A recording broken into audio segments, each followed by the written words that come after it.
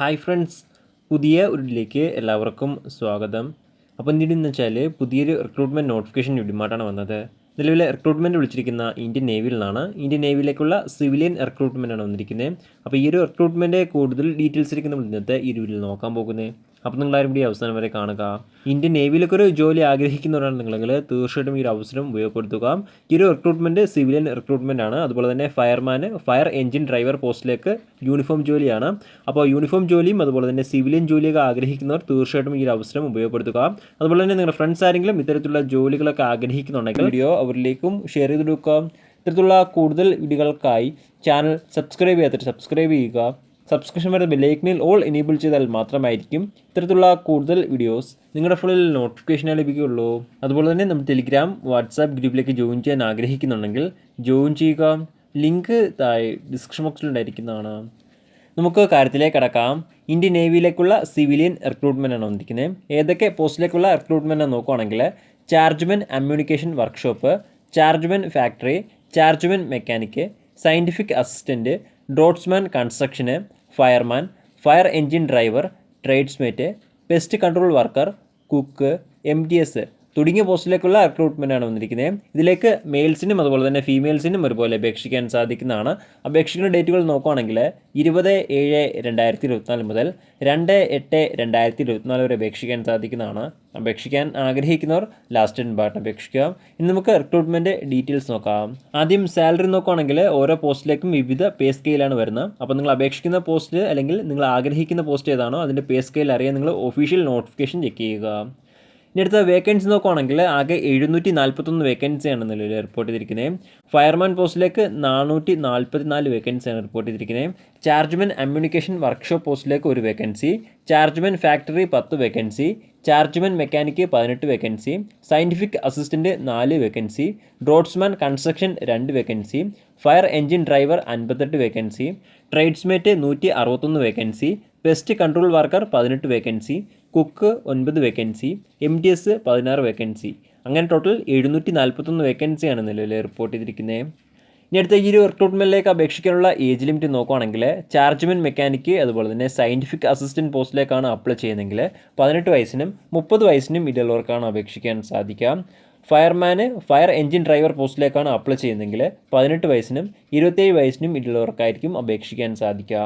ബാക്കിയുള്ള പോസ്റ്റിലേക്കാണ് നിങ്ങൾ അപ്ലൈ ചെയ്യുന്നതെങ്കിൽ 18 വയസ്സിനും 25 വയസ്സിനും ഇടയിലുള്ളവർക്കായിരിക്കും അപേക്ഷിക്കാൻ സാധിക്കുക. 2/8/2024 ഈ ഒരു ഡേറ്റ് അടിസ്ഥാനമാക്കിയിട്ടാണ് ഏജ് ലിമിറ്റ് കണക്കാക്കപ്പെടുക. അതുപോലെ തന്നെ ഈ ഒരു റിക്രൂട്ട്മെൻറ്റിലേക്ക് അപേക്ഷിക്കുമ്പോൾ OBC കാൻഡിഡേറ്റ്സിന് 3 വർഷം വരെയും SC/ST കാൻഡിഡേറ്റ്സിന് 5 വർഷം വരെയും ഏജ് റിലാക്സേഷൻ ഉണ്ടായിരിക്കുന്നതാണ്. ഇനി അടുത്ത് അപേക്ഷിക്കാനുള്ള എഡ്യൂക്കേഷൻ ക്വാളിഫിക്കേഷൻ നോക്കുകയാണെങ്കിൽ ചാർജ്മെൻ കമ്മ്യൂണിക്കേഷൻ വർക്ക്ഷോപ്പ് പോസ്റ്റിലേക്ക് BSc ഡിഗ്രി വിത്ത് ഫിസിക്സ് അല്ലെങ്കിൽ കെമിസ്ട്രി അല്ലെങ്കിൽ മാത്തമാറ്റിക്സോട് കൂടി പാസ്സായിട്ടുള്ളവർക്ക് അപേക്ഷിക്കാൻ സാധിക്കുന്നതാണ്. അല്ലെങ്കിൽ മറ്റൊരു ക്വാളിഫിക്കേഷൻ പറയുന്നുണ്ട് diploma in chemical engineering with physics അല്ലെങ്കിൽ കെമിസ്ട്രി അല്ലെങ്കിൽ മാത്തമാറ്റിക്സോട് കൂടി പാസ്സായിട്ടുള്ളവർക്ക് അപേക്ഷിക്കാൻ സാധിക്കുന്നതാണ്. അപ്പോൾ ഇതിലേതെങ്കിലും ഒരു ക്വാളിഫിക്കേഷൻ ഉള്ളവർക്ക് ഈ ഒരു പോസ്റ്റിലേക്ക് അപേക്ഷിക്കാൻ സാധിക്കുന്നതാണ്. ഇനി അടുത്ത ചാർജ്മെൻ ഫാക്ടറി പോസ്റ്റിലേക്കാണ് അപ്ലൈ ചെയ്യുന്നതെങ്കിൽ BSc ഡിഗ്രി വിത്ത് ഫിസിക്സ് അല്ലെങ്കിൽ കെമിസ്ട്രി അല്ലെങ്കിൽ മാത്തമാറ്റിക്സോടുകൂടി പാസ്സായിട്ടുള്ളവർക്ക് അപേക്ഷിക്കാൻ സാധിക്കുന്നതാണ്. അല്ലെങ്കിൽ ഡിപ്ലോമ ഇൻ ഇലക്ട്രിക്കൽ അല്ലെങ്കിൽ ഇലക്ട്രോണിക്സ് അല്ലെങ്കിൽ മെക്കാനിക്കൽ അല്ലെങ്കിൽ കമ്പ്യൂട്ടർ എഞ്ചിനീയറിംഗ് ഉണ്ടെങ്കിലും ഈ ഒരു പോസ്റ്റിലേക്ക് അപേക്ഷിക്കാൻ സാധിക്കുന്നതാണ്. ഇനി അടുത്ത ചാർജ്മെൻ മെക്കാനിക് പോസ്റ്റിലേക്കാണ് അപ്ലൈ ചെയ്യുന്നതെങ്കിൽ ഡിപ്ലോമ ഇൻ മെക്കാനിക്കൽ അല്ലെങ്കിൽ ഇലക്ട്രിക്കൽ അല്ലെങ്കിൽ ഇലക്ട്രോണിക്സ് അല്ലെങ്കിൽ പ്രൊഡക്ഷൻ എഞ്ചിനീയറിംഗ് പാസ്സായിട്ടുള്ളവർക്ക് അപേക്ഷിക്കാൻ സാധിക്കുന്നതാണ്. കൂടാതെ 2 വർഷത്തെ എക്സ്പീരിയൻസ് നിർബന്ധമായിട്ടും ഉണ്ടായിരിക്കേണ്ടതാണ്. എന്നാൽ മാത്രമായിരിക്കും ഈ ഒരു പോസ്റ്റിലേക്ക് അപേക്ഷിക്കാൻ സാധിക്കുകയുള്ളൂ. ഇനി അടുത്ത സയൻറ്റിഫിക് അസിസ്റ്റൻറ്റ് പോസ്റ്റിലേക്കാണ് അപ്ലൈ ചെയ്യുന്നതെങ്കിൽ BSc ഡിഗ്രി വിത്ത് ഫിസിക്സ് അല്ലെങ്കിൽ കെമിസ്ട്രി അല്ലെങ്കിൽ ഇലക്ട്രോണിക്സ് അല്ലെങ്കിൽ ഓഷനോളജി വിത്ത് 2 വർഷത്തെ എക്സ്പീരിയൻസ് ഈ ഒരു ഫീൽഡിൽ ഉണ്ടായിരിക്കേണ്ടതാണ്. എന്നാൽ മാത്രമായിരിക്കും ഈ ഒരു പോസ്റ്റിലേക്ക് അപേക്ഷിക്കാൻ സാധിക്കുകയുള്ളൂ. ഇനി അടുത്ത ഡ്രോട്ട്സ്മാൻ കൺസ്ട്രക്ഷൻ പോസ്റ്റിലേക്കാണ് അപ്ലൈ ചെയ്യുന്നതെങ്കിൽ 10ാം ക്ലാസ് അല്ലെങ്കിൽ തത്തിലും ഉണ്ടായിരിക്കേണ്ടതാണ്. കൂടാതെ ഈ ഒരു ട്രേഡിലുള്ള 2 വർഷത്തെ IT സർട്ടിഫിക്കറ്റ് ഉണ്ടായിരിക്കേണ്ടതാണ്. കൂടാതെ CAD സർട്ടിഫിക്കറ്റ് ഉണ്ടായിരിക്കേണ്ടതാണ്. എന്നാൽ മാത്രമായിരിക്കും അപേക്ഷിക്കാൻ സാധിക്കുകയുള്ളൂ. ഇനി അടുത്ത ഫയർമാൻ പോസ്റ്റിലേക്കാണ് അപ്ലൈ ചെയ്യുന്നതെങ്കിൽ +2 നിർബന്ധമായിട്ടും പാസ്സായിരിക്കേണ്ടതാണ്. കൂടാതെ ഫയർ ഫൈറ്റിംഗ് കോഴ്സ് സർട്ടിഫിക്കറ്റ് ഉണ്ടായിരിക്കേണ്ടതാണ്. എന്നാൽ മാത്രമായിരിക്കും അപേക്ഷിക്കാൻ സാധിക്കുകയുള്ളൂ. അതുപോലെ തന്നെ അപേക്ഷിക്കുന്നവർക്ക് ഫിസിക്കൽ സ്റ്റാൻഡേർഡ്സും പറയുന്നുണ്ട്. Height minimum 165 centimetre ഉണ്ടായിരിക്കേണ്ടതാണ്.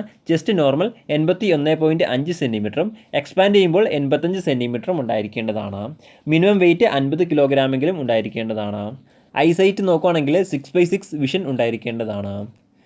അതുപോലെ തന്നെ ഈ ഒരു ഫയർമാൻ പോസ്റ്റിലേക്ക് ഫിസിക്കൽ ടെസ്റ്റും ഉണ്ടായിരിക്കുന്നതാണ്. ഫിസിക്കൽ ടെസ്റ്റിൽ എന്തൊക്കെ ഡീറ്റെയിൽസാണ് കാര്യങ്ങളാണ് വരുന്നത്, അതുമായി ബന്ധപ്പെട്ട് നിങ്ങൾക്ക് കൂടുതലായിട്ട് എന്തെങ്കിലും അറിയാൻ ആഗ്രഹമുണ്ടെങ്കിൽ ഒഫീഷ്യൽ നോട്ടിഫിക്കേഷൻ ചെക്ക് ചെയ്യുക. ഒഫീഷ്യൽ നോട്ടിഫിക്കേഷൻ താഴെ ഡിസ്ക്രിപ്ഷൻ ബോക്സിലും അതുപോലെ തന്നെ കമൻറ്റിൽ പിൻ ചെയ്ത് നൽകിയിരിക്കുന്നതാണ്. ഇനി അടുത്ത പോസ്റ്റ് നോക്കുകയാണെങ്കിൽ ഫയർ എൻജിൻ ഡ്രൈവറാണ്. +2 പാസ്സായിരിക്കേണ്ടതാണ്. +2 ഏതൊരു സ്ട്രീമിൽ പാസ്സുള്ളവർക്കും അപേക്ഷിക്കാൻ സാധിക്കുന്നതാണ്. കൂടാതെ നിർബന്ധമായിട്ടും heavy motor vehicle driving licence ഉണ്ടായിരിക്കേണ്ടതാണ്. എന്നാൽ മാത്രമായിരിക്കും ഈ ഒരു പോസ്റ്റിലേക്ക് അപേക്ഷിക്കാൻ സാധിക്കുകയുള്ളൂ. അതുപോലെ തന്നെ നേരത്തെ പറഞ്ഞ ഫിസിക്കൽ സ്റ്റാൻഡേർഡ്സ് ഈ ഒരു പോസ്റ്റിലേക്ക് അപേക്ഷിക്കുമ്പോഴും ഉണ്ടായിരിക്കേണ്ടതാണ്. എന്നാൽ മാത്രമായിരിക്കും അപേക്ഷിക്കാൻ സാധിക്കുകയുള്ളൂ. ഹൈറ്റ് മിനിമം 165 സെൻറ്റിമീറ്റർ ഉണ്ടായിരിക്കേണ്ടതാണ്. ചെസ്റ്റ് നോർമൽ 81.5 സെൻറ്റിമീറ്ററും എക്സ്പാൻഡ് ചെയ്യുമ്പോൾ 85 സെൻറ്റിമീറ്ററും ഉണ്ടായിരിക്കേണ്ടതാണ്. മിനിമം വെയിറ്റ് 50 കിലോഗ്രാമെങ്കിലും ഉണ്ടായിരിക്കേണ്ടതാണ്. ഐസൈറ്റ് നോക്കുകയാണെങ്കിൽ 6/6 വിഷൻ ഉണ്ടായിരിക്കേണ്ടതാണ്. കൂടാതെ ഈ ഒരു പോസ്റ്റിലേക്ക് ഫിസിക്കൽ ടെസ്റ്റ് പറയുന്നുണ്ട്. അപ്പോൾ ഫിസിക്കൽ ടെസ്റ്റ് അതുപോലെ തന്നെ ഫിസിക്കൽ സ്റ്റാൻഡേർഡ്സ് അറിയാൻ നിങ്ങൾ ഒഫീഷ്യൽ നോട്ടിഫിക്കേഷൻ ചെക്ക് ചെയ്യുക. ഇനി അടുത്ത പോസ്റ്റ് നോക്കുകയാണെങ്കിൽ ട്രേഡ്സ്മേറ്റ് ആണ്. 10ാം ക്ലാസ് പാസ്സായിരിക്കേണ്ടതാണ്. കൂടാതെ ഈ ഒരു ട്രേഡിലുള്ള IT സർട്ടിഫിക്കറ്റ് ഉണ്ടായിരിക്കേണ്ടതാണ്. അതായത് ട്രേഡിലുള്ള IT സർട്ടിഫിക്കറ്റ് ആണ്. എന്നാൽ മാത്രമായിരിക്കും അപേക്ഷിക്കാൻ സാധിക്കുകയുള്ളൂ. ഇനി അടുത്ത പോസ്റ്റ് നോക്കുകയാണെങ്കിൽ പെസ്റ്റ് കൺട്രോൾ വർക്കറാണ്. 10ാം ക്ലാസ് പാസ്സായിട്ടുള്ളവർക്ക് അപേക്ഷിക്കാൻ സാധിക്കുന്നതാണ്. കൂടാതെ നിർബന്ധമായിട്ടും ഹിന്ദി അല്ലെങ്കിൽ റീജിയണൽ ലാംഗ്വേജ് നോളജ് ഉണ്ടായിരിക്കേണ്ടതാണ്. എന്നാൽ മാത്രമായിരിക്കും അപേക്ഷിക്കാൻ സാധിക്കുകയുള്ളൂ. ഇനി അടുത്ത പോസ്റ്റ് നോക്കുകയാണെങ്കിൽ കുക്കാണ്. 10ാം ക്ലാസ് പാസ്സായിരിക്കേണ്ടതാണ്. കൂടാതെ 1 ഇയർ എക്സ്പീരിയൻസ് കുക്കിങ്ങിൽ ഉണ്ടായിരിക്കേണ്ടതാണ്. എന്നാൽ മാത്രമായിരിക്കും അപേക്ഷിക്കാൻ സാധിക്കുകയുള്ളൂ. ഇനി അടുത്ത പോസ്റ്റ് നോക്കുകയാണെങ്കിൽ MTS ആണ്. 10ാം ക്ലാസ് അല്ലെങ്കിൽ തത്തിലും ഉണ്ടായിരിക്കേണ്ടതാണ്. കൂടാതെ IT സർട്ടിഫിക്കറ്റ് ഉണ്ടായിരിക്കേണ്ടതാണ്. എന്നാൽ മാത്രമായിരിക്കും MTS പോസ്റ്റിലേക്ക് അപേക്ഷിക്കാൻ സാധിക്കുകയുള്ളൂ. ഇങ്ങനെയാണ് ഓരോ പോസ്റ്റിലേക്കും വന്നിട്ടുള്ള എഡ്യൂക്കേഷൻ ക്വാളിഫിക്കേഷൻ. ഇനി അടുത്ത ഈ ഒരു റിക്രൂട്ട്മെൻറ്റിലേക്ക് അപേക്ഷിക്കേണ്ട രീതി ഇങ്ങനെ നോക്കുകയാണെങ്കിൽ ഓൺലൈൻ വഴിയാണ് അപേക്ഷിക്കേണ്ടത്. ഓൺലൈൻ വഴി www.joinindiannavy.gov.in ഈ ഒരു സൈറ്റ് വഴിയാണ് അപേക്ഷിക്കേണ്ടത്. ഈ ഒരു സൈറ്റ് വഴി അപേക്ഷിക്കാനുള്ള അവസാന തീയതി നോക്കുകയാണെങ്കിൽ 2/8/2024 വരെ അപേക്ഷിക്കാൻ സാധിക്കുന്നതാണ്. അപേക്ഷിക്കാൻ ആഗ്രഹിക്കുന്നവർ ലാസ്റ്റ് ഡേറ്റിന് അപേക്ഷിക്കുക. അതുപോലെ തന്നെ അപേക്ഷിക്കുമ്പോൾ ആപ്ലിക്കേഷൻ ഫീസും ഉണ്ടായിരിക്കുന്നതാണ്. ഏകദേശം 295 രൂപയാണ് ആപ്ലിക്കേഷൻ ഫീസ്. അതായത് general candidates, OBC candidates, EWS കാൻഡിഡേറ്റ്സിന് 295 രൂപയാണ് application fees. SSC ST candidates അതുപോലെ തന്നെ ഫീമെയിൽ കാൻഡിഡേറ്റ്സിന് ഫീസ് ഉണ്ടായിരിക്കുന്നതല്ല. അവർ ഫീസ് അടയ്ക്കേണ്ടതില്ല. ബാക്കിയുള്ള എല്ലാ കാൻഡിഡേറ്റ്സും നിർബന്ധമായിട്ടും 295 രൂപ ആപ്ലിക്കേഷൻ ഫീസായിട്ട് അടച്ചിരിക്കേണ്ടതാണ്. എന്നാൽ മാത്രമായിരിക്കും നിങ്ങളുടെ ആപ്ലിക്കേഷൻ സ്വീകരിക്കുകയുള്ളൂ. ഫീസ് നിങ്ങൾക്ക് ഓൺലൈൻ വഴി തന്നെ അടയ്ക്കാൻ സാധിക്കുന്നതാണ്. പ്രധാനമായിട്ടും ഇത്തരം കാര്യങ്ങളാണ് ഈ ഒരു റിക്രൂട്ട്മെൻറ്റുമായി ബന്ധപ്പെട്ട് നിങ്ങളോട് ഷെയർ ചെയ്യാനുള്ളത്. എന്തെങ്കിലും സംശയങ്ങളോ കാര്യങ്ങളോ ഉണ്ടെങ്കിൽ ഒഫീഷ്യൽ നോട്ടിഫിക്കേഷൻ അല്ലെങ്കിൽ ഈ ഒരു ആർട്ടിക്കിൾ ചെക്ക് ചെയ്യാൻ സാധിക്കുന്നതാണ്. ഈ ഒരു ആർട്ടിക്കിളിലെ ലിങ്ക് എന്തായി ഡിസ്ക്രിപ്ഷൻ ബോക്സിൽ ആഡ് ചെയ്തിരിക്കുന്നതാണ്. അപ്പോൾ നമുക്ക് മറ്റൊരു വീഡിയോയിൽ കാണാം. അതുവരെ ബൈ.